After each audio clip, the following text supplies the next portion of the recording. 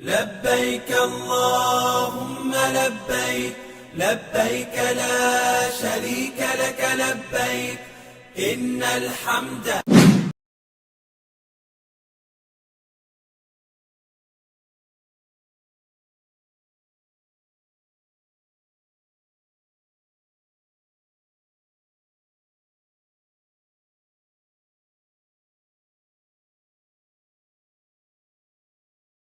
أعوذ بالله من الشيطان الرجيم. بسم الله الرحمن الرحيم. Assalamu alaikum wa rahmatullahi wa barakatuh, brothers and sisters. Alhamdulillah, welcome to one more session of our Quranic PDP Personality Development Program. Today, inshallah, is the 11th session of our PDP program. And as you know, we try to learn different personalities that have been described in the Quran. And at the same time, we try and learn the 5 pillars of Islam, as well as some Sirah related teaching as well. So today we are going to learn about how the Quran describes a nasty, greedy personality. Remember, we had looked at an outgoing, approaching personality last week, and we had basically looked at the Dawa personality, a personality who is doing Dawa last week. So we will always try to take one positive personality and one negative personality, one after the other, to look at the qualities that are of those personalities. And today we'll look at what has been described as a greedy and a nasty personality by the Quran. And this is Surah Muthafeen, which is the 83rd Surah of the Quran. And first 4 verses describe this personality. And Allah begins by saying, Waylul lil mutaffifin. Woe be to those who engage in tatfif. So mutaffifin is a term which the Quran has used for these people, and Allah has described these people as wail. Wail is a Quranic term and an Arabic term, obviously, which means destruction, tragedy, terrible punishment, and woe to those people who are mutaffifin, tatfif, and we'll describe in detail what that means. The second verse, Allah says, Allazina izaktalu ala nasi yastawfu. Then Allah describes this personality. Who are these people who are mutaffifin, who do tatfif? These are those who, when they take from others by measure, they take their full share. They are extremely greedy. They would take everything that they want or that they can get from other people. Second, third ayah, Allah says, وَإِذَا كَالُوهُمْ أَوْ وَزَنُوهُمْ يُخْسِرُونَ. But when they measure for others, they always give less than what is their due. يُخْسَرُونَ, and we'll go through each and every word and try to learn this personality. And then Allah says, أَلَا يَظُنُّ أُولَٰئِكَ أَنَّهُمْ مَبْعُوثُونَ. Do they not realize that they will be raised to life again in the hereafter? Meaning this personality does not actually realize this. So let's try and look at each and every part of it. The first part is meaning of tatfif or mutaffifin. So who are these people who do tatfif or are mutaffifin? Tatfif means when you cause to decrease something that you are cheating people, you are defrauding people. So a person who defrauds others, a person who causes a decrease in what is to be given or what is due, is called a mutaffifin. And he's a small cheater. It doesn't have to be a big cheating. It could be a small amount of cheating. He just takes away things from people, even small, minute things. He does not let be. He will take away. He's take all the time. He or she is so focused on material things that they will always have everything for themselves and give out nothing. Let nothing be given to others. Small cheater, defrauder, causing everybody to have less and himself to have more. And mutaffifin or tatfif is also when a person is a stinter. What that basically means that the person unduly limits or restricts things for others or makes things difficult for others. Uselessly. You find these people sometimes, you meet a person and the person has got some kind of an authority or some kind of a power in some area, and you approach that person and he or she can help you with something, but says, no, no, I'm not going to help you. Oh, I can't do this, I won't do this. And there's no reason. There's absolutely no reason, but just because they want to stamp their authority, show their presence and show their power, they will start saying, no, I'm not the one who's going to do this. So unduly limiting, restricting, causing hurdles, causing problems, causing restrictions unduly for others, that is also included in this tatfif or muthafifin. So these are people who are cheaters. They decrease stuff for others, they defraud, even small amounts of cheatings they do, and they cause difficulties for people. So it's a very difficult, hard to work with person is this who is muthafifin, and this is disliked by Allah. And Allah says, Wailul lil muthafifin. Destruction, punishment, and then it's like a curse. It's a curse from Allah. Cursed be these people who are mutaffifin. They don't deserve humanity. They are a curse on humanity. This kind of personality, you should be far, far removed from this kind of a person. Let's look at the other meaning. So this was tatfif, mutaffifin. So what does he do? When it comes to receiving or wanting something, Allah says, yastawfun. They demand full. They want to have 100%. In fact, more than 100%. So they demand their full right. This is my right. This is my right, and I'm going to take it completely. That's the approach. Number one. Number two, they will not accept even a genuine excuse of others if they do not get what they want.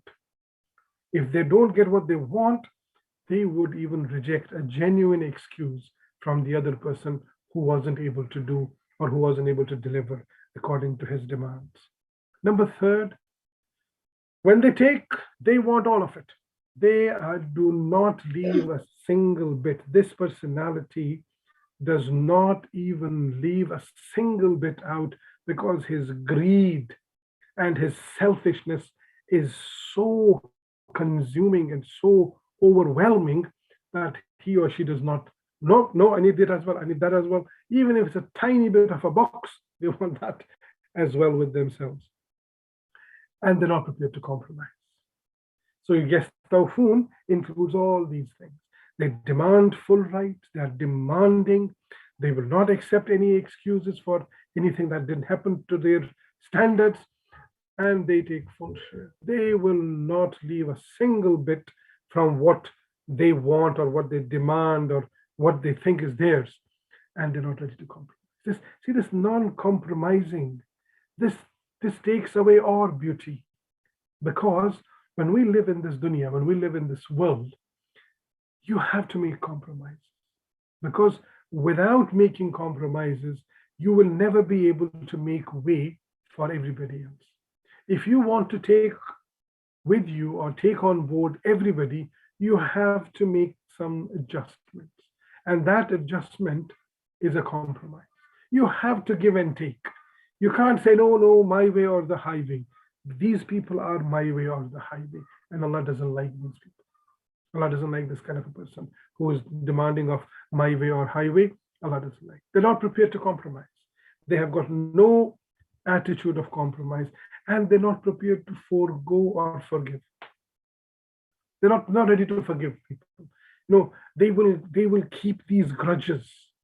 They will harbor these grudges. No, you said this on that day. You did this on that. That was when you did this. This was when. They just keep hyping up all those grudges, and they will never, ever forgive people. They will never give people a chance that maybe the person made a mistake. Maybe the person wasn't, at that time fully comprehending everything. But no, extremely selfish, extremely self-centered personality, not prepared to do anything which would make life easier, which would make a bit more quality in life, which would give others some space, and which would make people come together and have a give and take situation. No, my way, and I demand 100%. So this is one aspect of it. So they are difficult people, small cheaters, defrauders, and want everything for themselves with no compromise, no acceptance of excuses, harboring grudges, and not ready to forgive or forgive. And second quality which Allah is saying, yukhsarun, that when they have to give, when it comes to giving or contributing, they are not prepared to do anything. And if they have to do, they will not give the full share to others. They will take something from it. They will decrease something from it. And he would make excuses and expects everybody else to accept his excuses. So on one end, he wants everything for himself. Whereas for others, he said, well, why don't you just take this much? This is enough. Why are you so greedy? You are greedy. Why are you so selfish? Leave it. Okay, you may not have 100%, you have 90%. That's fine. That's enough. He wants others to accept that. And yet, when it comes to himself, he will not accept that. And he makes excuses for everything and expects everyone else to accept them. And yet, he doesn't accept even a genuine excuse of other people. So you see the contrast. This person is, these contrasting features make him very worse, make his personality a terrible person, a terrible personality. Can you imagine living with such a person? He decreases the quantity or the quality of what he actually gives out. So he may actually not give to people, but if he has to, then he will always decrease the quantity or the quality of what he gives back, what he owes other people, or what he owes to the community, society, or whatever he's giving it faulty. He's not giving it as he demands. He demands flawless things for himself, and yet gives out faulty things in return when he is the person, he's in charge of giving, or he owes other people. And he wants everyone else to compromise. So if it is his turn, everybody else has to compromise for him, for the sake of him. Whereas when he is wanting others to do things for him, he is not prepared to compromise at all. So these contrasting features of him make him a very, very difficult and disliked personality, to the extent that Allah has said veil, destruction for this kind of a personality. What else? Excuse me. He demands others to forgo and forgive. He is not prepared to forgive himself or forget. He doesn't want to forget anything. He doesn't want to forgive. He harbors grudges. He keeps grudges and always tries to bring things back to people and throw this at them, but expects others to forget. Why can't you forget and forgive? And yet he has no lesson for himself in that. And he accuses others of selfishness if they demand their rights or full share. Oh, you are selfish. How come you're not happy with this? Yes, you're not got 100%, but you should be happy with 90, you should be happy with 80%. And yet if the same thing is said to him or her, they will be angry. How dare you? This is my right. You're cheaters, you're this, you're that. Accusations and all those will come through. So these three qualities of tatfif, muthafeen, hard person, difficult to work with person, and then yukhsarun and yustawfun, demanding everything, wanting complete, wanting full, not wanting to compromise with anybody else, not wanting to leave a single bit, and being extremely selfish. And yet when he has to give, when he's in a position where he has to contribute or give back, he decreases that. He makes excuses. He does not give in full quality and quantity, and he wants everybody else to compromise. He wants everybody else to forgive and forget, and yet continues to be so selfish. So this is a very terrible personality to have. And the Quran teaches us these personalities and tells us that the reason that this person has this personality, the reason that a person has this personality is in the 4th verse, which Allah says that do they not believe that they would be accounted for? Day of judgment. What is day of judgment? What is yawma yub'athun? Ba'asa, to recreation or resurrection. What is that? That has got just one purpose, and that purpose is accountability. That Allah has given us this life, we have been blessed with this life, so that we would be tested to make sure whether we qualify for Jannah or not. If we make ourselves worthy of Jannah, then Allah will reward us on the Day of Judgment. And if we make ourselves unworthy of Jannah, we will be discarded, we'll be thrown into the rubbish in the hellfire. And that's what the whole purpose is. That's the whole purpose of Day of Judgment. And that's why this Day of Judgment is so, so important. And Allah says, when a person has this kind of personality or has this bent of mind where he's consumed by material and he's me, and myself and nothing else. He just wants everything for himself, is not contributing back anything, doesn't want to give. Even when he has to give, he's cheating, defrauding, stentor, making things hard for people for no reason, making life difficult for others because he doesn't believe in the Day of Judgment. He doesn't believe in the fact that one day he'll have to account for his deeds. One day he'll have to go in front of Allah and say, what did you do? What did you do? Did you just take? Or were you a contributor? Were you forgetting and forgiving? Were you kind and generous? Were you helping towards other people? Or were you just take?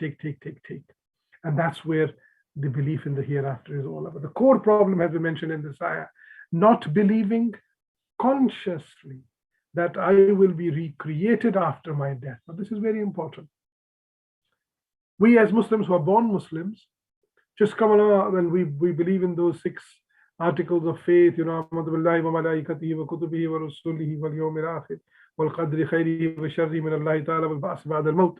are the 6 things, and that's we're fine with them 6 things. But do we really understand? Do we really consciously? One is uttering a belief. Tasdeequm bil lisan, as it is mentioned. You say by your tongue, you roll it on your tongue. But then, tasdeequm bil qalb. Do you really bil qalb, with your heart, which is consciousness? When a person consciously thinks about the Day of Judgment and consciously thinks about the accountability that there is going to be a day, the whole purpose of our lives, the whole purpose of this all creation is to find out who is going to be worthy of Jannah and who is not going to be worthy of Jannah. As simple as that. That's what everything boils down to. And if we understand that, if we realize that and consciously believe, not just theoretically, not just by our tongues, but with the heart and mind, real belief, real imbibing of that belief into our hearts and minds, then they will be a completely different life. We will live a completely different life, and we'll have to account for what I did or did not do. Is that what leads to a kind of thinking and behavior? If you not believe in this, if a person does not believe in the hereafter, then he'll just want more and more and more, and it's understandable. It's totally understandable why a person will want more and more and more and not want to give anybody anything else and wants to have all ease for himself, because he or she does not have the concept of accountability or a life where I have to prove myself by my attitude, by my behavior, that I am worthy of Jannah, that I am worthy to be said, yes, you come over here and you are deserving of Jannah. It's not going to be decided willy-nilly that, oh yeah, you come here, you were born in a Muslim family, mashallah, or you were born in a Chaudhry family or a Sayyid family. All these things which are man-made, which we have created as symbols of, excuse me, symbols of status and symbols of some kind of superiority. Allah says, I'll punish all of them. I've got nothing to do with it. Not even the prophets would be able to open their mouth in front of Allah on the Day of Judgment. Only if Allah wills and Allah allows people to open their mouths, only then they'll be able to. So all these man-made structures, systems, statues of this is how people are going to be, that's how people are going to be, this is a status symbol, that's a status symbol, they will all crumble. And this kind of a personality who thinks and acts in this manner, that his whole life revolves around how much I have, how much I can gain, how much more can I take, and how less can I give, How can I avoid giving out? This is the theme of this personality. How can I manage to get more and more and accumulate more and more? And how can I manage to give out less and less and less? This is the personality. And this personality, Allah says, is because he or she does not believe in the akhirah. He or she does not consciously, he or she may say, I'm a Muslim and I believe. That makes that makes up for nothing. Because if the practical behavior is completely opposite to that, that's equal to no belief at all. That's why Allah is saying that if you really believe on the Day of Judgment, then you would be completely opposite personality to the one that Allah is describing. Now, belief in afterlife, see, faith in life after death, as I said, is one of the 6 fundamental beliefs that is required of a Muslim. And if you reject this one by either saying it or by not believing really consciously and then acting upon this belief, which would change your life, then it renders all other beliefs meaningless. Why? Because if you believe in one God or 100 gods, doesn't matter. But it doesn't have an impact on your behavior. If you believe in no God either, it still doesn't have an impact on your behavior. But if you believe that the very God that I'm believing in is going to take me to account, has given me a purpose in this life, and the purpose is to judge me on the Day of Judgment, everything falls in place. Then everything makes sense. Then everything matters.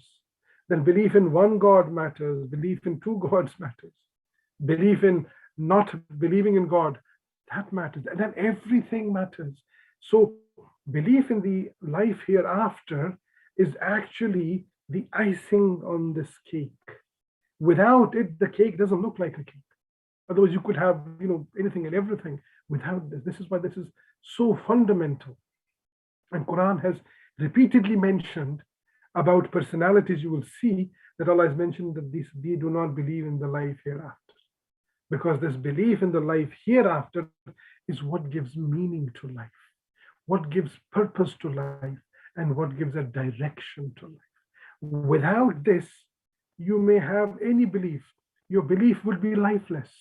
You can have a belief, hold to that belief, and khalas, finished. Belief in the hereafter brings to life all your beliefs. That's why it's so fundamental, so core in believing that this is the core thing. Now, as an example, think of a child who does not put his hand in fire because he is sure it will burn. Yeah, we know that. When it comes to doing school homework, however, the same child may feel lazy because he doesn't quite understand what a sound education will do for him in future. He's like, I don't know, I don't want to do it. Because he does not see immediate results. With fire, he sees an immediate punishment, immediate result. Whereas working hard at school, working hard in other places, he doesn't see until this child comes up of age and then thinks, oh my God, I wish I had worked harder when I was at school, and I would have had, my future would have had a better prospect. Then the next one is, now think of a man who does not believe in the Day of Judgment. Would he consider belief in God and a life driven by his belief in God to be of any consequence? No. You say, well, you see, this is why people in today's life, those who are humanists and others, they say to, why in the name of religion, whether you believe in one God or 100 gods or 10, doesn't matter, it has got no impact. You want to believe in one God, believe in one God. You want to believe in 100 gods, believe in 100 gods, leave it there. It's not that. The belief is of the judgment. That's what the most important thing is. If you will be judged on what you believed in, what you acted upon, and there is a consequence of the belief, of the action, of the deeds, of the behaviors, of the attitudes, of everything, then there is trouble. Then you can't say that, okay, you believe in whatever you want to believe in. No, then you say you believe in whatever you want to believe in, but beware of the consequences, because there are going to be consequences. There is going to be accountability of everything you believe and do. So to him, neither obedience of God is of use nor disobedience, because he doesn't believe, he's got no conscious life. So a God-conscious life, a God-oriented life can only be possible possible when a person really believes in the Day of Judgment. If there is no belief in the Day of Judgment, you may believe in whatever you want to believe, it has no consequence. What incentive would be there for him to suffer the trials of life and have patience and avoid overindulgence in worldly pleasures? Because he would want more and more, because this is the only life he's going to get. Whereas a person who believes in the hereafter is no.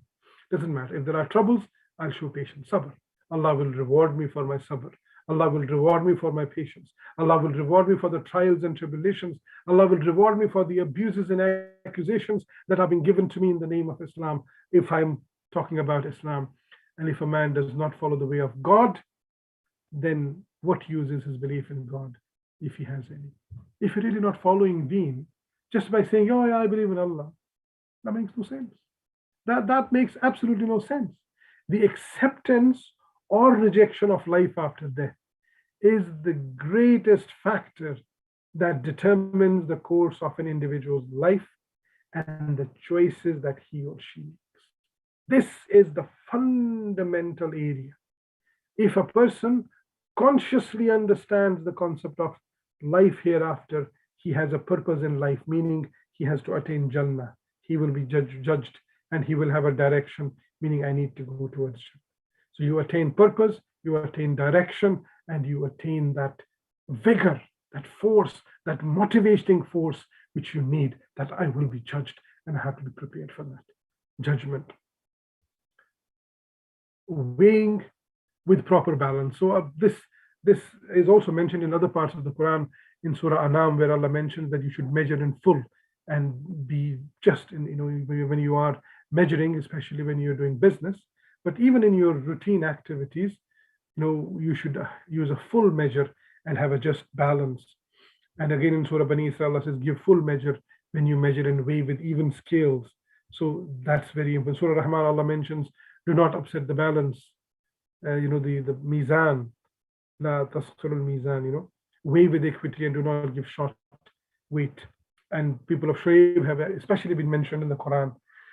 Well, because the reason that the evil of giving short measure and defrauding people had become very widespread among them. And in spite of his counsel and dawah, they rejected it. They didn't want to refrain from that. So it's very, very important to have this balancing, act in our lives, where we do not just want, and do not contribute, do not give, because belief in the hereafter is what teaches us to do that, inshallah. So, Jazakallah khairan. We will conclude today's session of this personality that's a greedy and nasty personality. Jazakallah khairan. I am hoping that we are off air now. لبيك اللهم لبيك لبيك لا شريك لك لبيك إن الحمد. Islamic Outreach Project does the dawah stalls up and down the country, inshallah. Please support us. Assalamu alaikum wa rahmatullahi wa barakatuh. لبيك اللهم لبيك لبيك لا شريك لك لبيك إن الحمد